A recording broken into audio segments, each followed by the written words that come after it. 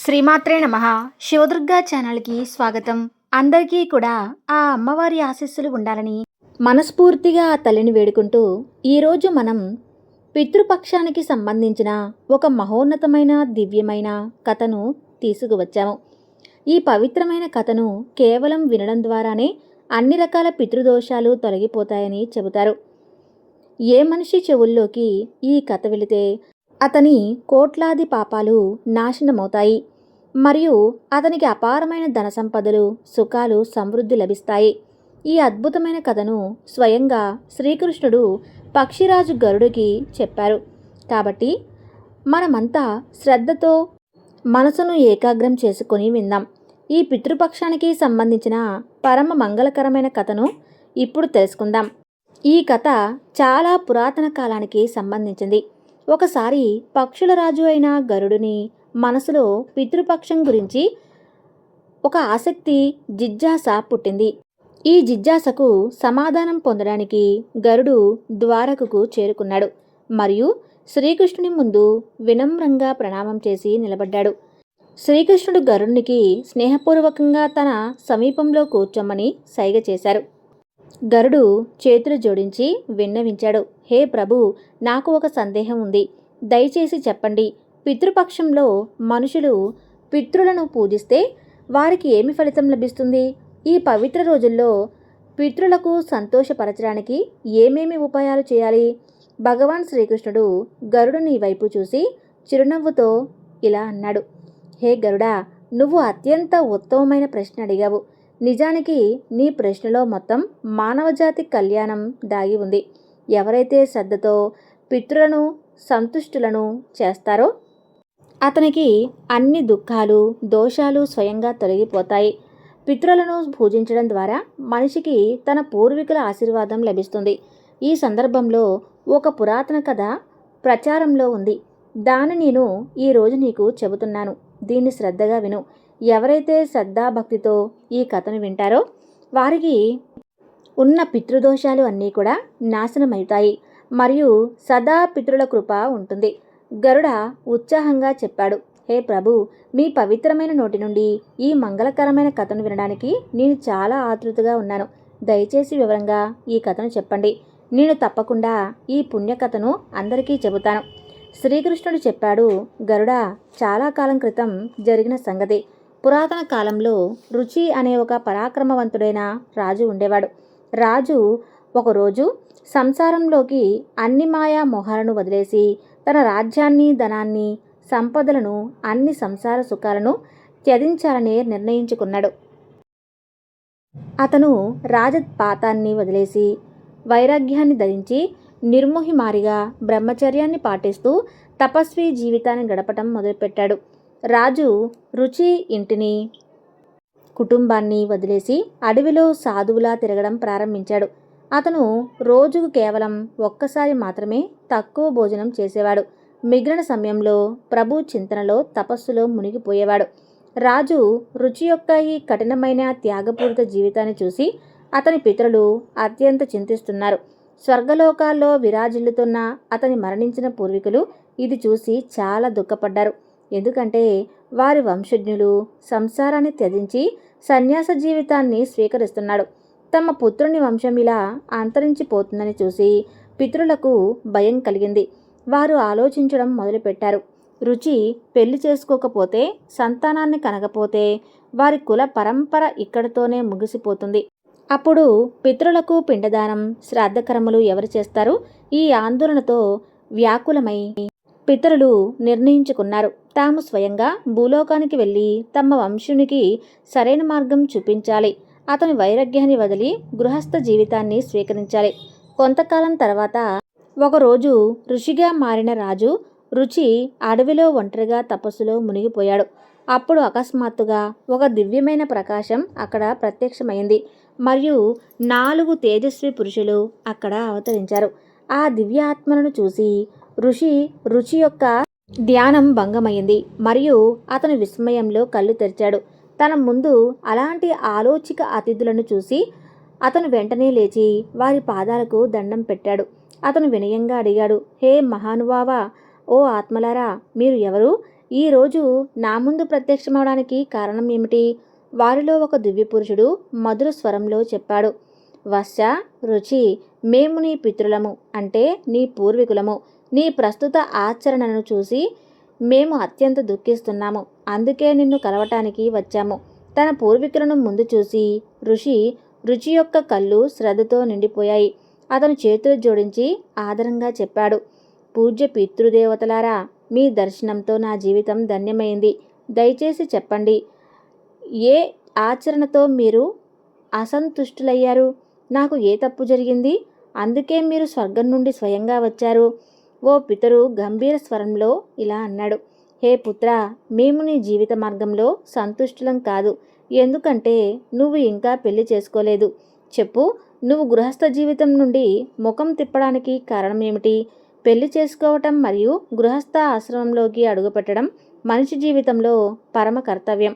గృహస్థ ఆశ్రమం స్వర్గం మరియు మోక్షం పొందటానికి ఉత్తమ మార్గంగా చెబుతారు. గృహస్థుడు కాకుండా మనిషి తన అన్ని కర్తవ్యాలను పాటించలేడు, మోక్షం పొందలేడు. మరొక పితరు సమజాయిస్తూ ముందుకు చెప్తాడు. గృహస్థ జీవితంలో ఉండి మాత్రమే మనిషి దేవతలు, పితరులు, ఋషి, మునులు, అతిథుల సేవను బాగా చేయగలడు. ఎవరైతే ఇంట్లో ఉండి యజ్ఞాలు చేస్తాడో, దేవతలకు స్వాహ అని హావి అర్పిస్తాడో, పితరులకు స్వదా అని తర్పణం చేస్తాడో, అతను తన దేవరూపం మరియు పితృ రుణం నుండి విముక్తుడవుతాడు. అలాగే గృహస్థుడు తన ఇంటి ముందు వచ్చిన అతిథికి అన్నం, నీరు ఇచ్చి తృప్తి చేస్తాడో, దాన ధర్మాలు చేస్తాడో, అంటే ఋషి రుణం మరియు మానవ రుణం కూడా తీర్చేస్తాడు. మరొక పితరుడు వివరిస్తూ ఇలా అన్నాడు. సంతానాన్ని కనడం మరియు వంశాన్ని ముందుకు తీసుకువెళ్ళడం మనిషి పరమధర్మం. ఆలోచించు, స్వర్గాన్ని ఎలా పొందుతావు? నీ తర్వాత నీ పితరులకు పిండదానం, శ్రాద్ధకర్మలు ఎవరు చేస్తారు? దేవా, పూజ మరియు పితృతర్పణం లాంటి కర్మలు చేయకుండా నీకు ఉత్తమ లోకాలు లభించవు. నువ్వు నీ కర్తవ్యం నుండి విముక్తుడవైతే మరణం తర్వాత నీకు నరకం భోగించాల్సి వస్తుంది మరియు తర్వాత జన్మలో కూడా కష్టాలు పడాలి. పితరుల మాటలు విని రుచి కొంచెం సమయం మౌనంగా ఉన్నాడు. తర్వాత ధీమాగా జవాబు ఇలా ఇచ్చాడు. పూజ్య పూర్వీకులారా, మీ ఆందోళన మూల కారణాన్ని నేను అర్థం చేసుకున్నాను. కానీ దయచేసి నా మాట కూడా వినండి. నా అభిప్రాయంలో సాంసారిక పెళ్లి బంధం మనిషికి అనేక దుఃఖాలను కారణమవుతుంది. గృహస్థ జీవితంలోకి అడుగుపెట్టగానే మోహమాయలు చుట్టుముడతాయి మరియు మనిషి తెలియకుండానే కొత్త పాపకర్మలు చేస్తాడు. ఈ ఆలోచనతోనే నేను జీవితాంతం అవివాహితుడిగా ఉండాలని సంకల్పించాను. నేను మానుతున్నాను. స్త్రీ సంగం చేయటం ద్వారా మనసు మరియు ఇంద్రియాలపై నియంత్రణ ఉంచడం కష్టమవుతుంది. అందువల్ల ఆత్మిక శాంతి భంగం అవుతుంది. ఎవరైతే బ్రహ్మచర్యాన్ని పఠిస్తూ రోజు శాస్త్రాలను అధ్యయనం చేస్తారో, ధ్యాన రూప అమృతంలో తన ఆత్మను నిర్మలం చేస్తాడో అతనే నిజంగా ప్రశంసనీయుడు. అందుకే నేను నా ఇంద్రియాలను వశంలో ఉంచి జ్ఞాన మార్గంలో నడవాలని నిర్ణయించాను. తద్వారా నా ఆత్మను సంసార బంధాల నుండి దూరంగా ఉంచగలను. పితరులు కొన్ని క్షణాలు శాంతంగా ఉన్నారు. తర్వాత ఒక పితరు ధైర్యంగా సమజాయిస్తూ ఇలా చెప్పాడు. వశ్చ, ఇంద్రియ సంయ మరియు ఆత్మశుద్ధి గురించి నువ్వు చెప్పిన మాట సరైనదే. మనిషి తప్పకుండా తన మనసు మరియు ఇంద్రియాలను వశంలో ఉంచాలి మరియు ఆత్మజ్ఞాన జలంతో తన ఆత్మను పవిత్రం చేసుకోవాలి. కానీ నువ్వు నడుస్తున్న మార్గం పూర్తి కళ్యాణ మార్గం కాదు. వేద శాస్త్రాలలో చెప్పిన కర్మలను త్యజించడం సరైనది కాదు. యజ్ఞం, దానం, తపస్సు లాంటి శుభకర్మలు నిష్కమ భావంతో చేస్తే అవి బంధాలు కావు, బదులుగా పాపాలను నాశనం చేస్తాయి. మునుపటి జన్మల పాపపుణ్యాలు మనిషికి సుఖదుఖాలను ఇస్తాయి, వాటిని భోగించడం ద్వారా కట్టిపడేస్తాయి. ఇప్పుడు నీ సత్కారానికి జవాబు విను. శాస్త్రాలలో పురుషునికి పెళ్లి చేసుకోవాలి, గృహస్థ ఆశ్రమాన్ని స్వీకరించాలి అని ఆదేశం ఉంది. నువ్వు పెళ్లి చేసుకోకపోతే నీకు మోక్షం ఎలా లభిస్తుంది? సంతానం లేకుండా నీకు స్వర్గం లభించదు, మాకు తర్పణం లభించదు. సంతానం ద్వారా చేసే శ్రాద్ధంతోనే పితరులకు తృప్తి లభిస్తుంది, వంశం ముందుకు సాగుతుంది. కాబట్టి హే పుత్ర, విధిగా పెళ్లి చేసుకో, సంతానాన్ని కను. ఇలా చేయకపోతే ఇప్పటి వరకు నువ్వు తపస్సు త్యాగంతో సంపాదించిన పుణ్యమంతా వ్యర్థమైపోతుంది. మా వంశం నాశనం అవటంతో మేము పితరులు కూడా అసంతృప్తిగా ఉంటాం. కేవలం సంతానాన్ని పొంది దాన్ని సరిగా పెంచి పోషించడం ద్వారానే మమ్మల్ని సంతుష్టులను చేయగలవు. పితృలయ్యి తర్కబద్ధమైన మాటలు రుచి హృదయాన్ని మార్చేశాయి. అతను అనుభవించాడు. నిజంగా తన పూర్వీకులు సరైనదే చెబుతున్నారు. చాలా ఆలోచించిన తర్వాత అంతిమంగా అతను నిర్ణయించాడు. తన పితృలను సంతోషపరచడానికి గృహస్థ జీవితాన్ని స్వీకరించడమే సరైనది. ఆ తర్వాత రుచి చేతులు జోడించి పితృలను వేడుకున్నాడు. హే పితృదేవతలారా, మీరు నాకు సన్మార్గాన్ని చూపించారు. ఇప్పుడు నేను గృహస్థ జీవితాన్ని స్వీకరించడానికి సిద్ధంగా ఉన్నాను మరియు పెళ్లి చేసుకోవాలని సంకల్పిస్తున్నాను. కానీ ఒక సమస్య ఉంది. నా వయసు ఇప్పుడు చాలా పెరిగిపోయింది. నాలాంటి వృద్ధునికి తపస్వికి ఎవరు తమ కన్యను ఇస్తారు? ఏ కన్య తల్లిదండ్రులు నాతో ఆమె పెళ్లిని అంగీకరిస్తారు? ఇది ఆలోచిస్తుంటే నా మనసులో సంకోచం కలుగుతుంది. పితరులు ఇలా జవాబిచ్చారు. వచ్చా, నువ్వు కేవలం నీ కర్తవ్యాన్ని నిర్వహించాలని ప్రతిజ్ఞ చేయి. మార్గం స్వయంగా వచ్చేస్తుంది. నువ్వు మా మాటలను పాటించకపోతే మేము పితరుల పతనం నిశ్చయం మరియు నీకు కూడా అధోగతి జరుగుతుంది. కన్యను ఎవరు ఇస్తారని ఆలోచించకు. గుర్తుంచుకో, ఈశ్వరుడు తమ బాధ్యతలను నిర్వహించడానికి తయారుగా ఉన్నవారికి సహాయం చేస్తాడు. ఇంత చెప్పి 4 దివ్య పితరులు క్షణంలో అదృశ్యమయ్యారు. పితరులు అదృశ్యమవగానే రుచి అడవిలో ఒంటరిగా నిలబడ్డాడు. ఇప్పుడు అతని ముందు అతిపెద్ద సవాలు తనకు సరైన జీవిత సహచరిని వెతకడం. అతను సంకల్పం చేసుకున్నాడు. కానీ మనసులో సందేహాలు, ఆందోళనలు మొదలయ్యాయి. ఈ పని ఎలా పూర్తవుతుందో అని రుచి అనేక ప్రదేశాలలో తిరగగా తనకు వధువును వెతికాడు. కానీ ప్రతి చోట నిరాశ ఎదురయ్యింది. అతని వృద్ధాప్యం మరియు తపస్వి జీవితాన్ని చూసి ఎవరూ కన్యను ఇవ్వడానికి సిద్ధంగా లేరు. సమయం గడిచే కొద్దీ అతను నిరాశ పెరిగిపోయింది. కానీ అతను ధైర్యం వదలలేదు. పితరుల మాటలు అతనికి బారంబారి గుర్తు చేస్తూ అతని హృదయాన్ని వ్యధిస్తున్నాయి. అయినప్పటికీ అతను నిరంతరం ప్రయత్నిస్తూనే ఉన్నాడు. చివరికి చాలా ఆలోచించిన తర్వాత రుచి ఈ నిర్ణయానికి వచ్చాడు. ఇప్పుడు కేవలం ఈశ్వరుడు మాత్రమే తనకు సహాయం చేయగలడు. అతను సృష్టికర్త అయిన భగవాన్ బ్రహ్మను ఆరాధించాలని నిర్ణయించాడు. ఇది ఆలోచించి అతను దట్టమైన అడవిలో ఒంటరి స్థలంలో తపస్సు చేయడానికి కూర్చున్నాడు. రుచి దృఢ సంకల్పంతో తపస్సు మొదలుపెట్టాడు. అతని తపస్సు రోజురోజుకు కఠినమవుతుంది. అతను 100 సంవత్సరాల పాటు కఠిన తపస్సులో తనను తాను తపించాడు. అతని తపస్సు జ్వాల అంతా ప్రబలంగా ఉంది. దేవలోకం వరకు ఆ శక్తితో కంపించిపోయింది. చివరికి అతనికి ఘోర తపస్సుతో సంతుష్టుడై జగత్పిత బ్రహ్మదేవుడు ప్రత్యక్షమయ్యాడు. 4 ముఖాలు గల బ్రహ్మదేవుడు తన పూర్తి దివ్య అభయంతో ప్రత్యక్షమయ్యాడు. మరియు అతను వచ్చిన వెంటనే మొత్తం అడవి ప్రకాశంతో వెలిగిపోయింది.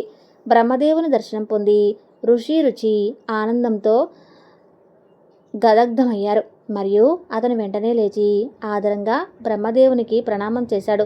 బ్రహ్మదేవ సంతోషంగా చెప్పాడు, హే రుచి, నీ తపస్సు నన్ను సంతుష్టి చేసింది. నీ లగ్న మరియు ధైర్యం అనుకరణీయం. చెప్పు వశ్చా, నీ అభిలాష ఏమిటి? నీ హృదయంలో ఉన్న ఇచ్ఛను నిసంకోచంగా నాకు చెప్పు. నేను నీ మనోకామాన్ని పూర్తి చేస్తాను. భగవాన్ బ్రహ్మ మధుర మాటలు విని రుచి కళ్ళల్లో శ్రద్ధ కన్నీళ్లు వచ్చాయి.